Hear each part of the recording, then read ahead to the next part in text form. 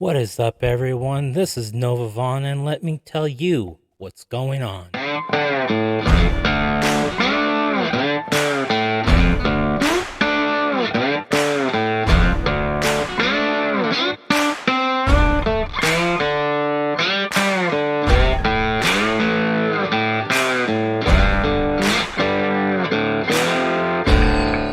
Well, chapter 19 was upon us, and let me just tell you, this episode was a disaster. It was a waste of an episode, perhaps the worst episode of The Mandalorian I'd ever seen. So let's get into the episode. And the title of this is The Convert, which gives us the indication that this is the aftermath of Din and Bo being in the mines of Mandalore, in the living waters. Now, this recap is going to be a little bit different. It's going to be a very brief recap. Unlike the last two episodes that I dissected, I am not really going to dissect this because A, it was way too long, and B, the scenes with Dr. Pershing were just overly done. So they're still in the cavern of the living waters, and Din gets himself a sample to take back to the armor, and they leave Mandalore. On their way back to Bo's palace at Kalevala, they are bombarded by a squadron of TIE interceptors, but they fight them off. Just when they think that they fought off the initial squadron, more TIE interceptors come in, and so because of that, they have to leave. Now we're on Coruscant, and we are at the theater where Anakin and Palpatine were talking in Revenge of the Sith. It's the same theater that we see here. So we're talking here about Dr. Pershing, and this is way too long of a sequence here. This took almost a half hour of time from the show. And so I'm going to just get in through this very briefly. Pershing meets a few of his amnesty officers, including this officer, who was Moff Gideon's right-hand man. And she is Erica Kane, but she is going by the science name G68. Now, honestly, I don't know why they have brought her back. I don't know how she escaped that wrath in Chapter 16 when Bo-Katan and Cara Dune and all the others ambushed Moff Gideon's starship. Dr. Pershing is assigned a job at the amnesty office, and it's pretty much a dull job.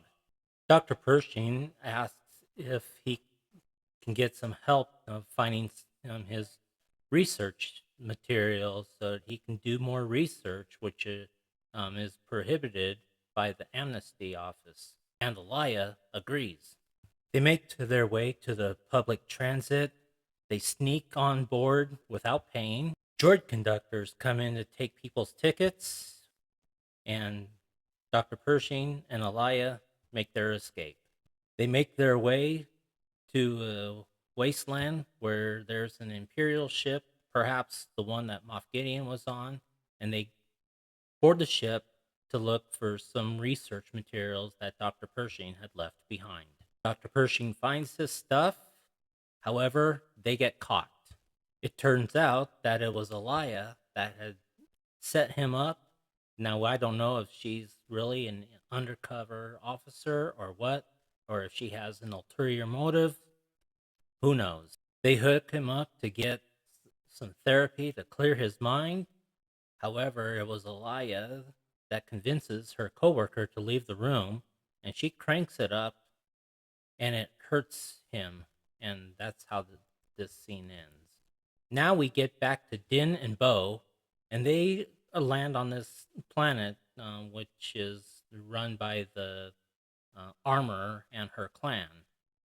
And Bo and Din is bringing back his proof that he was bathed in the caverns of the holy waters on Mandalore. Their armor can see that there is proof and she reinstates Din and Bo.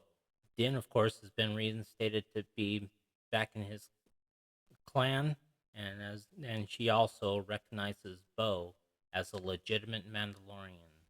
However, we see the Mandalorian symbol, the mythosaur skull. So you can see right here that Bo has got a plan of herself as to what she wants to do.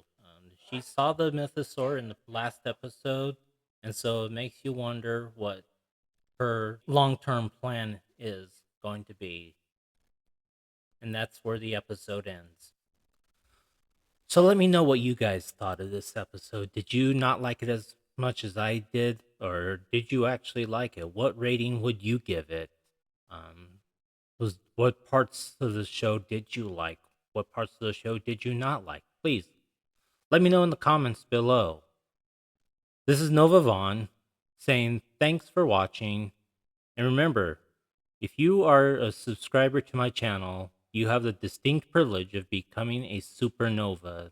So, like this video, please follow me on Instagram, and you can also join my Discord server as well. This is Nova Vaughn saying that it's never too late for a new beginning in your life, so be positive, be cool, and you will be alright.